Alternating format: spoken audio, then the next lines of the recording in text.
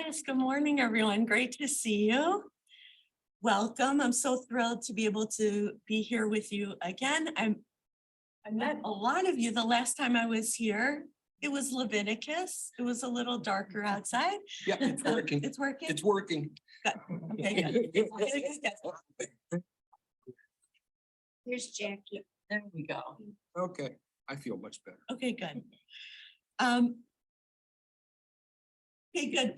We were trying to get settled with the technology. All of a sudden now when there's nobody online, you get very nervous that it's not working, what's happening to our universe. So thank you so much for helping guide us through.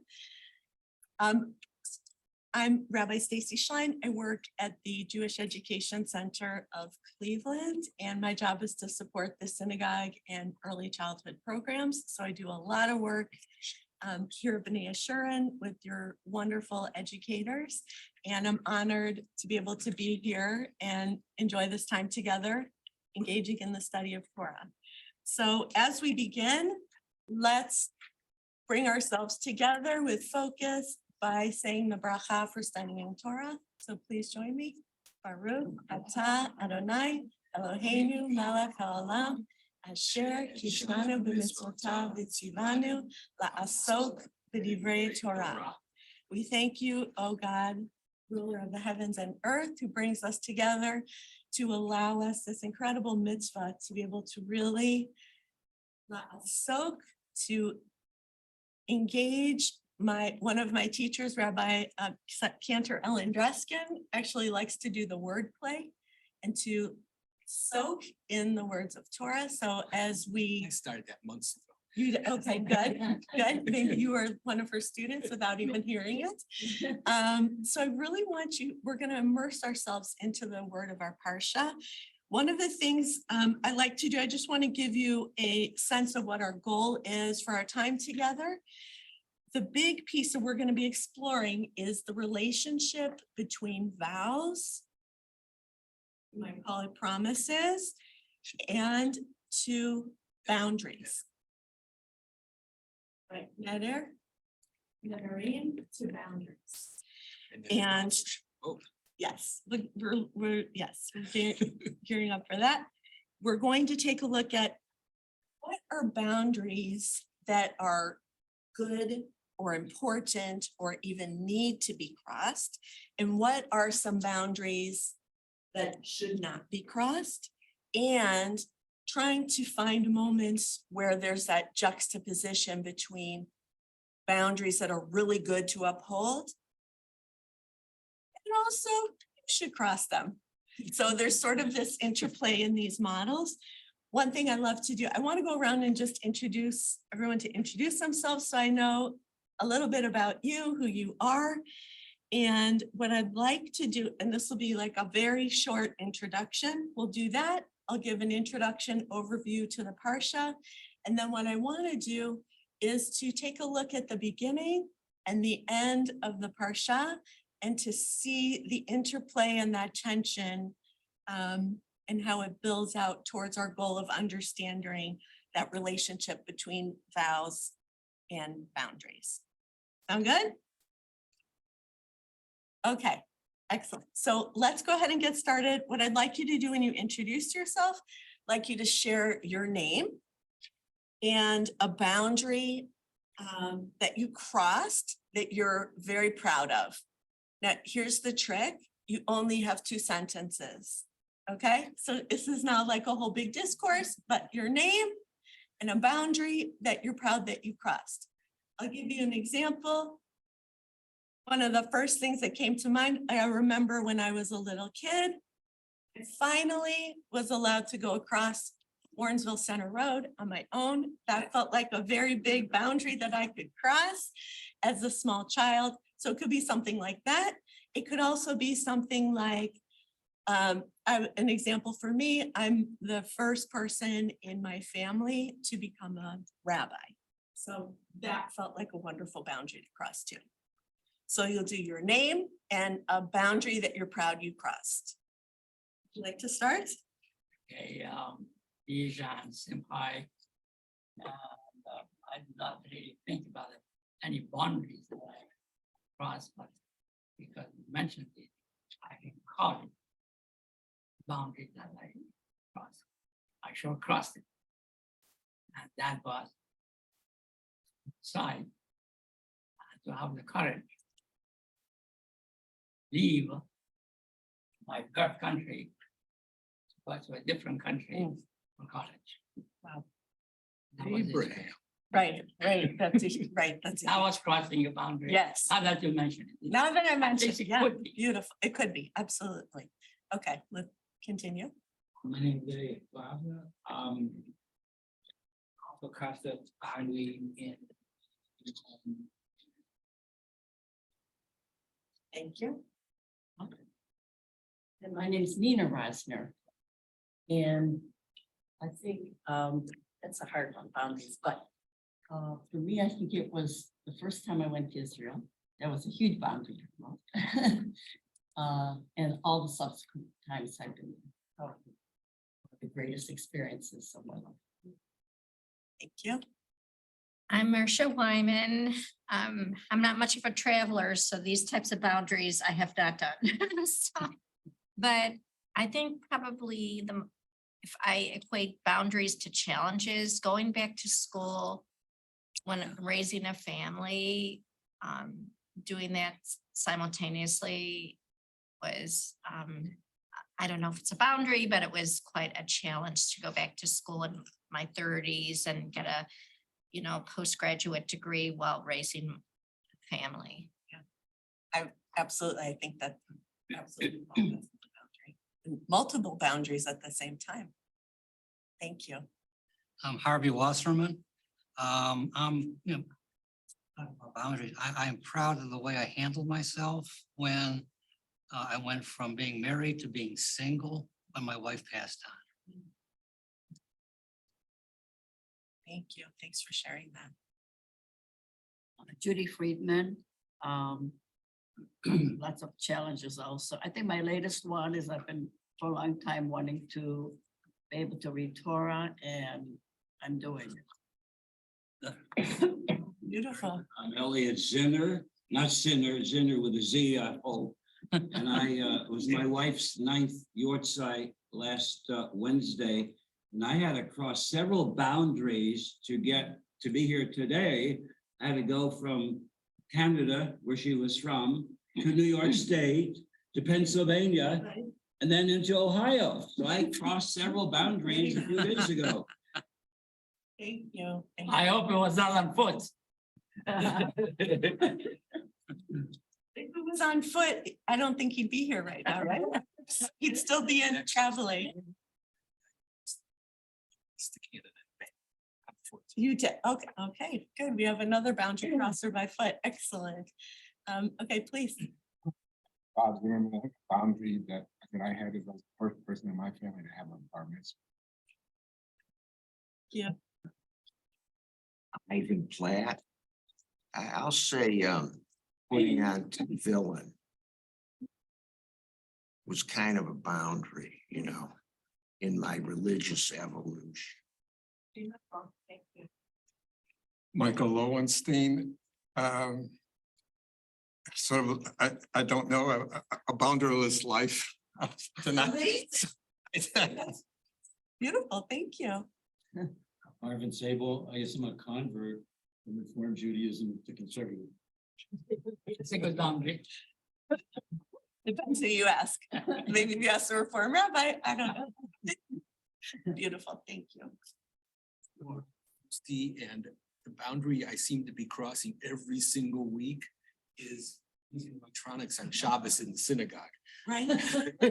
Yeah, can you even imagine that you're doing this, right?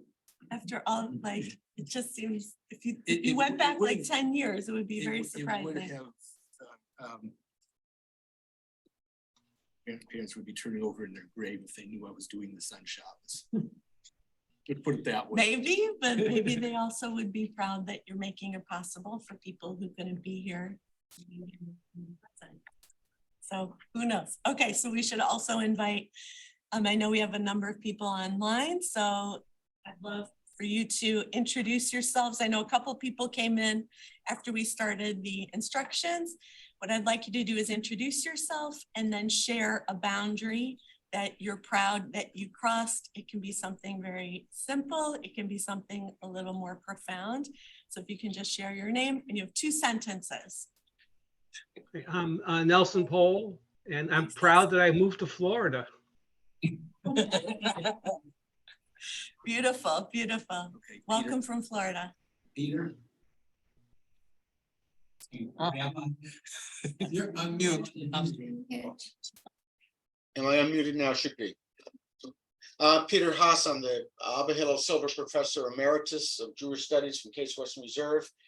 And I think the biggest boundary I crossed this last year was we both sold our house and moved to a condo. And at the same time, my wife got desperately ill. So she was in the hospital for 4 or 5 weeks. And we made it to the other side. So that was a huge boundary for us. Thank you. Hi, my name is Yingli Walensky, and I'm a convert. Judging by my accent or even my name, you may feel like I physically crossed the boundary from China to to the United States at age 25, and also crossed the boundary of old upbringing of a mixture of Judaism, Taoism, Confucianism, and Buddhism to conversion to Judaism. So last year, my boundary was I broke my ankle, had several surgeries. So now I'm finally on the mends and the recovery. All right, so I guess that's how I'm going to share. Hello, everyone. Sorry, I'm not showing my camera. Glad you're here. Jackie. Okay, Jackie. Okay, I'm Jackie, and my boundary was my fear of driving on both highways and bridges. And when I lived in St. Louis, Missouri, I got over, well, I didn't get over the fears, but I drove over both bridges on highways to get to work and survived. Beautiful, thank you. So if you take a step back and think about all of the different boundaries that people shared, some were our physical travels and movement, some are psychological, some are health related, some are religious boundaries. What were some of the other things that you heard? A lot of physical boundaries, I think. Yes, a lot of physical, a lot of movement. And then also some changing in relationships too, and thinking about when a number of you who've had loved ones who have died and changing your relationship with them through that process, and also rediscovering oneself. But that also correlated towards some actual physical movement when you had to go to Canada. And there's so many different ways that we can consider and view these boundaries. So I'd like to do so in the Parsha today. So I'm going to give you an overview and then we'll dive in, but I'll be starting at the beginning of the Parsha. So we'll be in page 941. 30 verse 2. 30 verse 2 if you have a different book. Beautiful. So in the Torah portion, we have physically moved. We have our journey beginning with creation, but the journeys that Abraham made and going to another place. I know we were joking about that a little, about picking up and leaving and studying in university. And throughout our entire time in our narrative and understanding of who we are through the Torah, we have been people who have made these journeys and crossed boundaries, being Ivrim. And one of that interpretation, so we think we're Hebrews, right? That's how we understand it, but also we're boundary crossers. So we are now in the moment in this parsha, the entire Torah up until this point, the very, very end of Numbers takes us to this moment where we have physically made a journey. And it is our goal to reach the promised land. This becomes a major focus of our story, our history, our narrative, is to reach this point where we are standing on the edge, looking forward into the promised land. We've gone from intense encounters with God. We've experienced Sinai in flames. We've had to be nourished along the way by manna, which miraculously comes somewhere from heaven. We have no idea how we're so blessed to be able to have it. Then we have no idea why we have to keep eating it and we're kvetching about it. This is also crossing a boundary from appreciation to kvetchiness. We learn about what it means to be slaves and having the courage and the strength to rely upon one another as we make this arduous journey across. But lest we get carried into the beauty and the mystery of everything that we've accomplished, the path to this place has also been a painful one. It's one that has been filled with violence. There's been war. There's been difficulties, and yet we still are able to be standing in this incredible moment, in this incredible space, in this incredible growth and development of who we are. And there's something really spectacular in this parsha, in Matot Maseh, where we actually, I would argue that it highlights the complexity of so many of the issues that we have faced throughout this journey. So we have at first, this is for, I'm just going to put this out there. This is my bias. There is some discrimination that we face, and we face discrimination throughout. In this particular case, we're reminded of that by the way and the manner in which we approach women's vows and oaths and how they can be nullified. Children's also. In this case, we're focused, right, some of them are children, but in this case, we're focusing on females specifically. We also are given warnings and very specific rules and regulations about how we are to behave and hold ourselves when we go to war. This happens with facing the pending war with the Midianites. Then we're also given a challenge in how we settle. So we know that we've become travelers. We're people who cross boundaries, implying there's constant movement. So how is it that we can continue to be boundary crossers when we know we're going to be settling in a physical space? So how do we still hold on to that? And we hear how the promised land will be divided up between all of the Matots, between all of the different tribes. We also in Maseh hear about the journeys and each of the stages of the journeys that have happened from the beginning of our time, from the wilderness to this edge of the promised land. We're told that there are 42 stops that we will be making along the way to get to this point. We also will then have an opportunity to prepare for our future. So much is happening in this Torah portion. And I would argue there's a really beautiful tension that is created between the very, very beginning of Matot and the very end of Maseh. In the very beginning of Matot, we are introduced and told, and we're going to pay extra special attention to chapter 30, verse 3. Let's take a look here.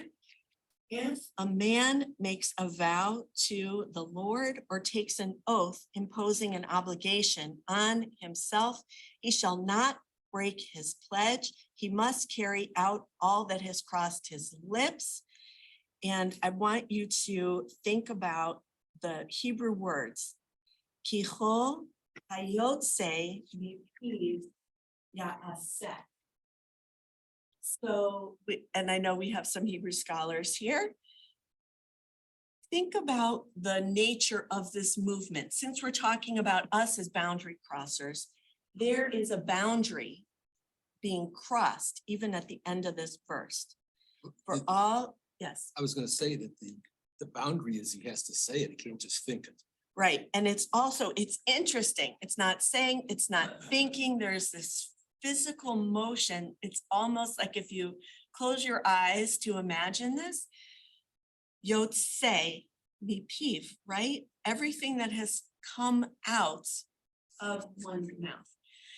So it gives a different visual than speaking.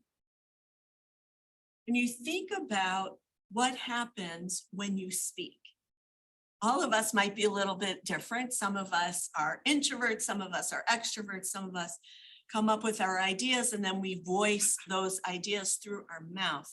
There's something about coming there, the Yotse mipiv, that it's almost, you can just sort of see like one's mouth opens and it just comes forth. And I would argue that creates a boundary. There's this notion of what is inside oneself and that path of coming from outside oneself to others. And that act of the words and the ideas coming forth from one's mouth creates, in a way, you're passing a boundary, which then means in our minds, anything that is coming forth from our mouth, we are crossing a boundary. And so if we think about it in that way, there's a lot more import into our words. There is an opportunity where we can create a connection with others. In this part of the Torah portion, there are 4 types of vows that are presented. The 4 kinds are the vow of a young woman who's not a minor, but lives in her father's home, but now under his authority. So you have a young woman who's living in the house of her father and is under the father's authority because she's living in the house. Then you have someone who is married, and while she's in her father's house, she makes a vow, but then is married and now is under the authority of her husband. The third is the vow of someone who is a widow or a divorced woman. The fourth is the vow of a widow or a divorced woman. And the vow would be made prior to when her husband had died. And that's option A, or option B is they got divorced. So you have this sense of what happens with a woman who is living within a certain boundary, the boundary being the home. All these cases are women who are not living on their own. There are people who have some type of a relationship by where they live, by the relationship that they have created. And so in some ways, it's hard to hear this with our modern lens because that's not necessarily how it works today, right? And the wealth, the authority of one's life is not designated solely in that way. There's certainly elements in culture and society where that is the case.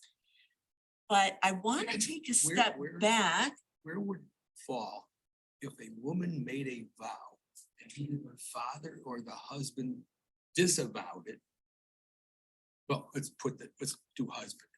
But then they get divorced or she becomes a widow. Is she then obligated? Or she has to make the vow again? Ah, right. And the vow also, and to be clear about the vow is an oath, an obligation that one makes in the name of God.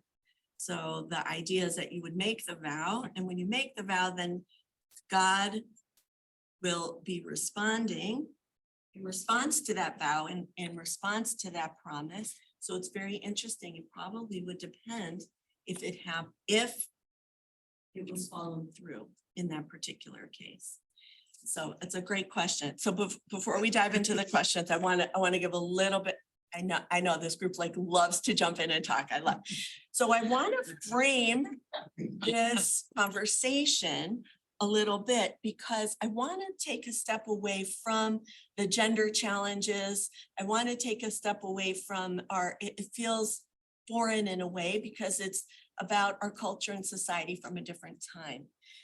But what we do have that still exists, there are relationships, sacred relationships, and ones that are created when things go, yatsa mean hapiv, right? Things that will go forth from one's mouth. And to think about the opportunities we have in those cases. We also have, and in a way you can think about this sort of as a structure that exists within society. And think about it more in terms of the multiple structures that exist. You have the structures that exist in one's home. Your home, you may be one person who lives there, you may be 4 people, you might be 2 friends, you might be, there's all different constructs. And what happens when you have multiple homes that exist within a shechuna, in a neighborhood, right? In an area, when you have multiple stakeholders, people who exist within a congregation, multiple people who exist within a tribe, within their matot, what are our obligations that we have? This is specific to obligations that we have, promises that we're making in the name of God. What happens? What are those obligations that we have to one another, that we owe to one another, that we make merely by the things that pass through that boundary that come forth from the words in our mouth? So I'm like totally holding you. I'm holding you by a boundary here. What I want to do, I want to just read through one section of these vows as a sample just to get a taste and a flavor of it. So if we can start with verse 2. Is there someone who would like to read for us? Okay, thank you. Go ahead. Thanks, Nina. Okay. Moses spoke to the heads of the Israelite tribes, saying, "This is what the Lord has commanded. If a man makes a vow to the Lord or takes an oath imposing an obligation on himself, he shall not break his pledge. He must carry out all that has crossed his lips. If a woman makes a vow to the Lord or assumes an obligation while still in her father's household by reason of her youth, and her father learns of her vow or her self-imposed obligation and offers no objection, all her vows shall stand, and every self-imposed obligation shall stand. But if her father restrains her on the day he finds out, none of her vows or self-imposed obligations shall stand, and the Lord will forgive her since her father restrained her." Okay, great. Thank you. So what is it that we learn about the boundaries, those connections, those obligations, and what is created by what's going forth from one's mouth from this passage? So the first thing we have yes, please. What you're saying carries great importance, and I'm reminded of the multiple al-Ches on Yom Kippur, all about vows, and the holiest day of the year we're hopefully praying to be released from vows we did not keep. And that's the Kol Nidre as well. Yes, yes, All about absolutely. vows. What about vows made orally as opposed to those on paper? Right. And if it's interpersonally great of significance, and people don't often listen to each other, want to listen, know how to listen, and don't follow up. So I think what you're talking about is great interpersonal ramifications. So what is it in here, like in this portion that gets at that concept, that shows that great importance of that interaction here? Is there a passage in the portion that relates to that, would you say? In- Yes, In general, in the passage we just read. no, I was gonna, Okay, good. We'll come to it. Come to it. Yes, please. Say more about it. Or the father overruled, whatever she said. So what does that tell us about the relationship? There's no equality between men and women in that. Okay. it's a patriarchal society. So if it's a patriarchal society and there isn't that balanced relationship, what is the obligation that the father has to the daughter?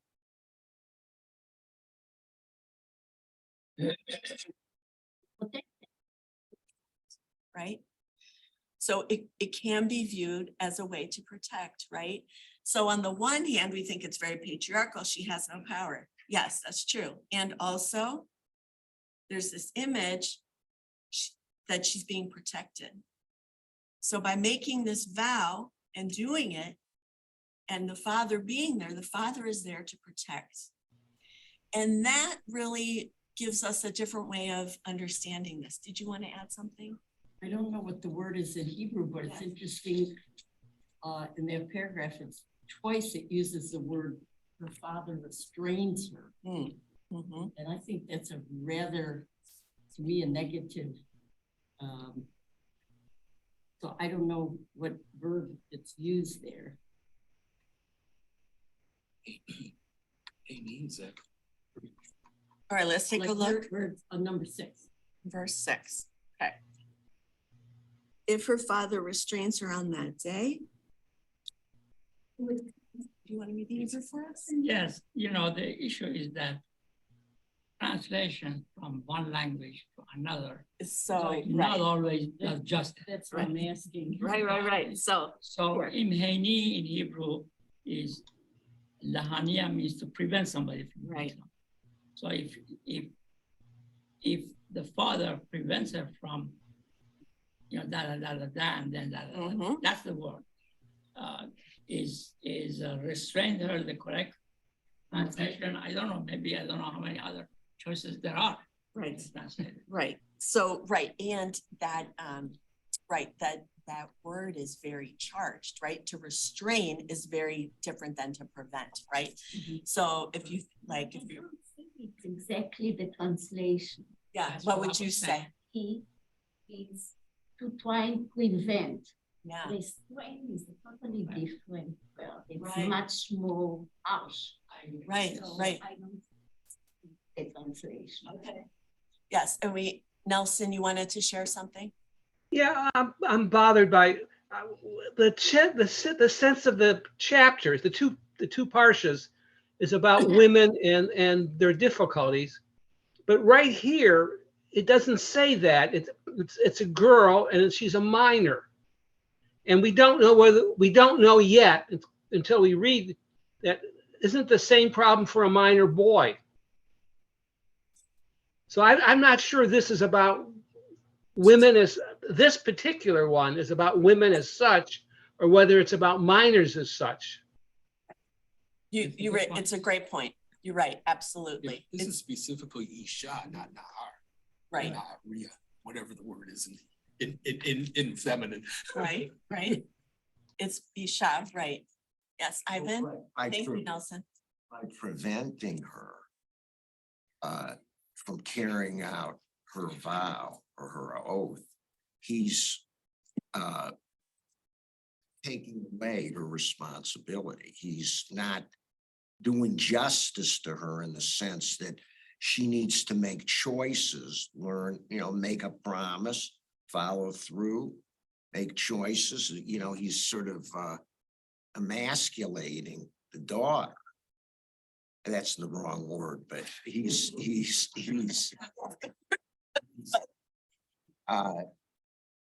co-opting her responsibility, and this is not good for her growth. Well, so this is an interesting question because in parents to children or children to parents, or in relationship between like dear friends who care for one another, all kinds of these different relationships. We think about, it's almost easier to think about a child, right? So there's a lot of criticisms of how children are treated, decisions that they're making. But think about like if the child's 3 years old. So I love this. We have very dear friends. Their children are a little bit older. They became our mentor parents. They did this amazing thing. They felt it was very important for their children to have choice, even when they were little itty bitty, little adorable 2-year-olds, right? But you would have a choice between two things, right? Do you want to eat your challah with butter, or would you like to eat your challah alone? No choice, you're eating the challah, right? They would have all kinds of other things. My other favorite thing they would do, would you like to do this the easy way, or would you like to do it the hard way? And they would delineate the easy way, as I say, can we please go get in the car? You get in the car, we have a nice day. The hard day, I have to pick you in, I have to put you in the car. We're delayed, you don't get to watch TV later. Which would you like to do? And their children were amazing. Sometimes they say, I like the hard way today. So, but they were amazing and they still have that strong will. I love it. So there are times where in one's growth and development, there are certain things that you are able to do. Rabbi Haas can probably tell us from working with college age students, your brain is still in formation until you're 26, right? So there's certain things that you still need, like throughout the course of your life, in your growth and development, that you need that kind of assistance, right? So in some cases, it's a limiter, and in some cases, you're preventing something like horrible from happening. You've been very patient, yes. Yeah, I'm thinking, in talking about youth, thinking about in those times, I'm seeing it as a natural boundary. As a positive rather than a negative. Okay. Because yes, it's good to have the kids learn and everything else. But in those times, to me, it was a much harsher time, I think, than we're living through now. So the father was a natural protector. You know, in those times, you go out, you walk out of your house and another tribe could be attacking. It was physically, emotionally much harder. So his boundary was to protect as much as possible his children. That was his, main purpose was to sustain his family, physically, emotionally, whatever.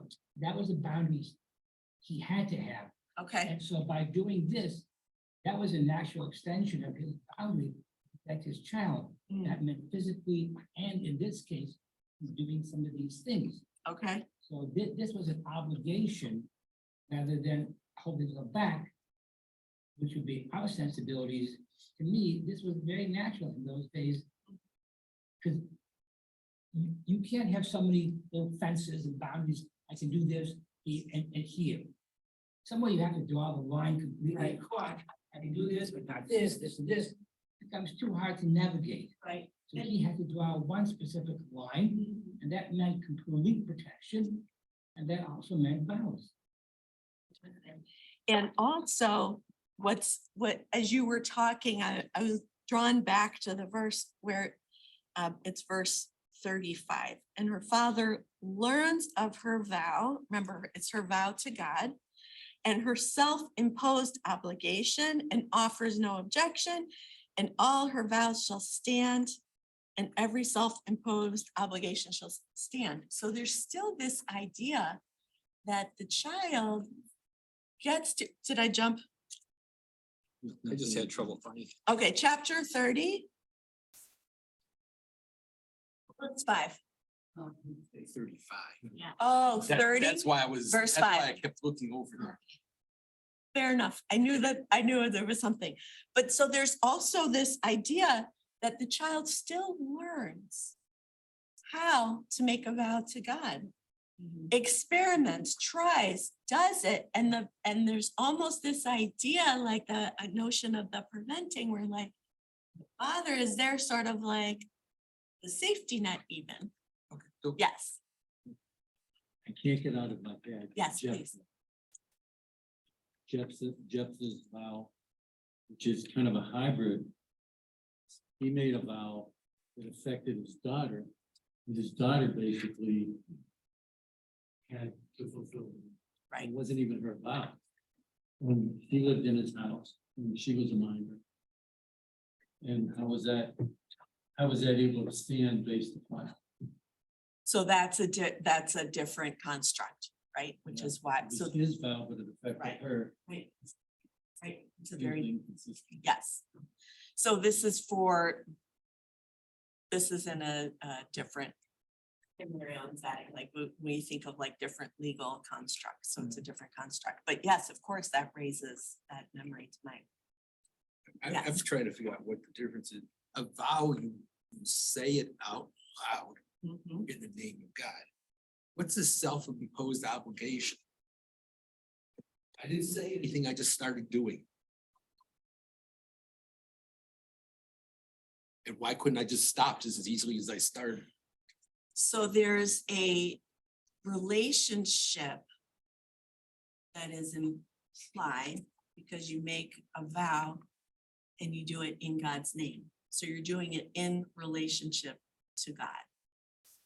In your relationship with God. So you have an obligation to God. God has an obligation to you. In this particular, But that's Model. if you say something. I'm saying, I'm talking about the other one where you just assume something without saying anything and you start doing it. I think Like, all, I come to shul every week. I never made a vow to come to shul every week. right. So I that's just a do- I just different, do right, it. that's outside of. the Well, that's what, specific that's the example. self-imposed obligation. The That's why self- I'm asking what it is. In this, you're asking what this here when it says self-imposed. Mhm. So by making the vow, she is imposing an obligation on herself. By Okay, so- making a so vow you're in saying, God's you're saying name. in this case, it's the same Yes. thing. Yes, They're not two different things. right. There's a hand over here. Nelson, is your hand up? I couldn't tell if it was from last time or, all right, you're up. Go ahead. He does that. I was wondering whether the real issue with the woman, with the girl, is a marriage vow. She's not to marry herself off without discussing it with her parents, with her father. So that is true. And in this particular scenario, it's related to other things, but yes, that's a great point. Well, we have an incredible example of a father that fails to protect his daughter. That's Jacob and Dinah. She goes out and crosses a boundary Right. without the parental guidance and without fatherly protection. It's a disaster. Very true. Okay, so now we've really kind of immersed ourselves into this vow, understanding a lot of the different issues and the tensions that arise, and we're going to fast forward to the very end of the portion. I want to go to chapter 36.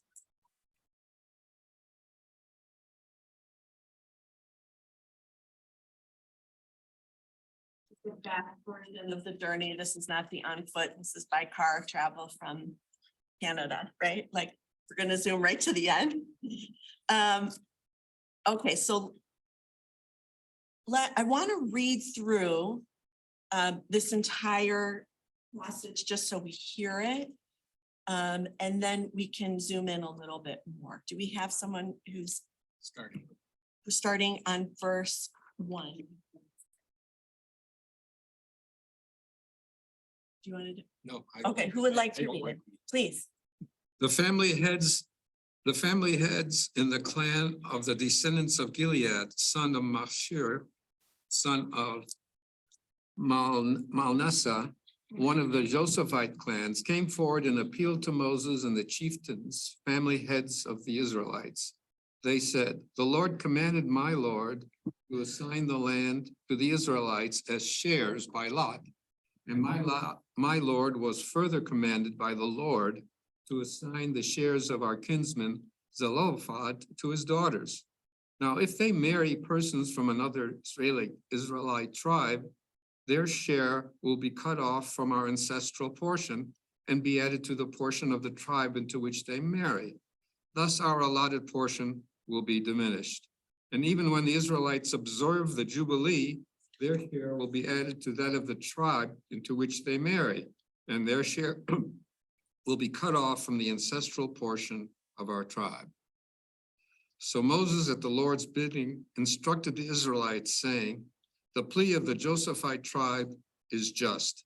This is what the Lord has commanded concerning the daughters of Zelophehad. They may marry anyone they wish, provided they marry into the clan of their father's tribe.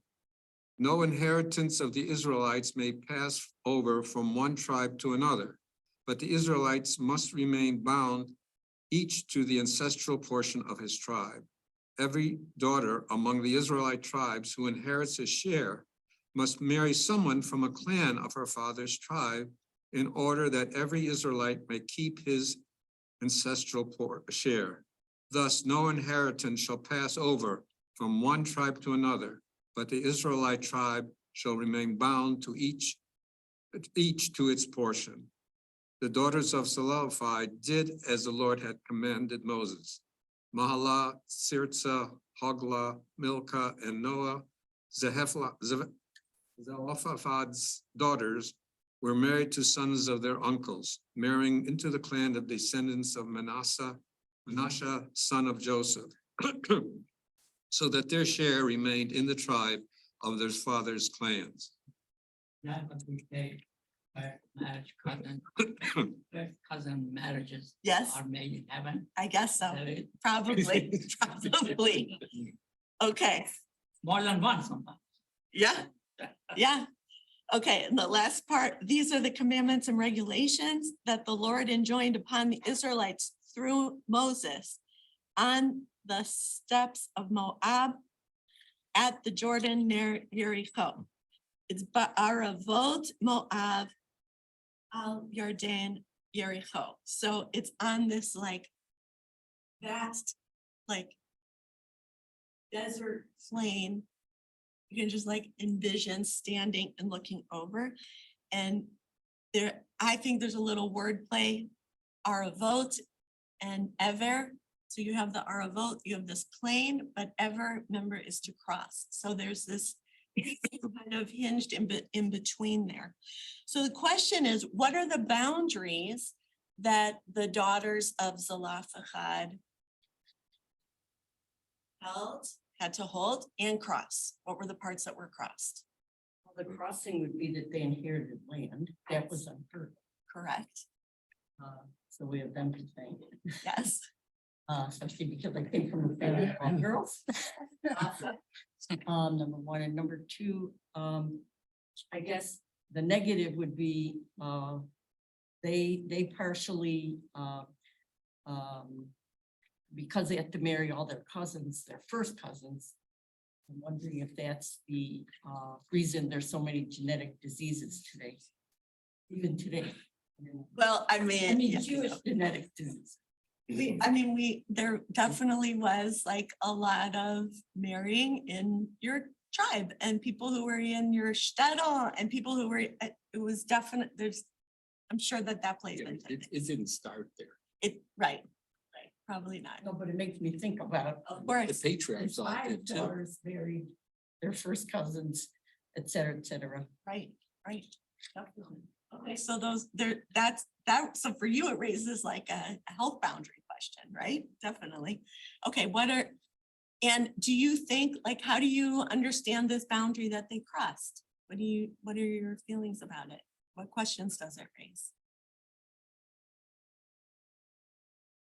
You're breaking one boundary it imposes another boundary. So you never know what's, it's kind of like you're trying to break something down, but you don't know what the ramifications are related. If we had asked him about this earlier, he said, fine, but all of a sudden, nobody had thought that if it should happen, this comes a little later time. So breaking down boundaries can be not so clear cut sometimes. Right. Beautiful. Did you want to answer? I just wanted to say that, again, marrying your cousin used to be definitely, and still in some societies, is a major, powerful concept. In those days, it made a lot of sense because it was the issue of inheriting a piece of land. Right. And in some other societies, not necessarily Jewish, it is carried to an extreme nowadays. Right. There are populations upon this globe that are still called by sociologists tribal societies. And nothing more than this happened at the north side. Right. Yes, Nelson. Well, but it shows the interrelationship between biology and legality. In a society where land is communally owned, this would not be an issue. It's only an issue because of the way Jewish law structured inheritance. And it's clear that the daughters can marry, they inherit their father's land, and they can marry who they choose as long as it's a cousin, but that's not necessarily a first cousin, but a cousin inside the tribe. And then the land passes to them. There's another question, which is if they get divorced, what happens to the land? But put that aside. I don't think they got divorced. But it's the interrelationship between different institutions in the society, between the biology of marriage and the legality of inheritance. There's that intersection between the biology and the legality. Interesting. So we started, and the initial question was to really think about the relationship between vows and promises to boundaries. And so I want to challenge you. I think the daughters of Zelophehad, their place, their role, they really lift up that tension where you can see that they're able to hold up a vow, a promise within a particular context, but then also to cross that boundary. So there are times and places and spaces where that is necessary in order to be successful. They actually are able to really be transformational in how they control the land, the power, and strengthen their own society. It's really an incredible challenge. And I also want to go back to the very beginning of Matot, where this is the idea of things that go forth from one's mouth. And that connection of how those things which pass the boundary of your lips and inside of you, that strength and that power, and how transformational that can be. And I would also say, like within our society in our time right now, it becomes all the more important to remember how powerful that can be, and all the more so for an entire community as well. We come to the end of the book of the Torah, and it's customary to say chazak, chazak, v'nit chazak. Be strong, and may we strengthen one another. Pray that you go forth in blessing as you face these challenges and these boundaries that you are crossing day in and day out. I know one person I mentioned earlier, I'm not so much a boundary crosser. Each of us are in every day of our lives. And so may you do it so in blessing. Wish everyone a Shabbat Shalom. And hopefully we'll see you again soon.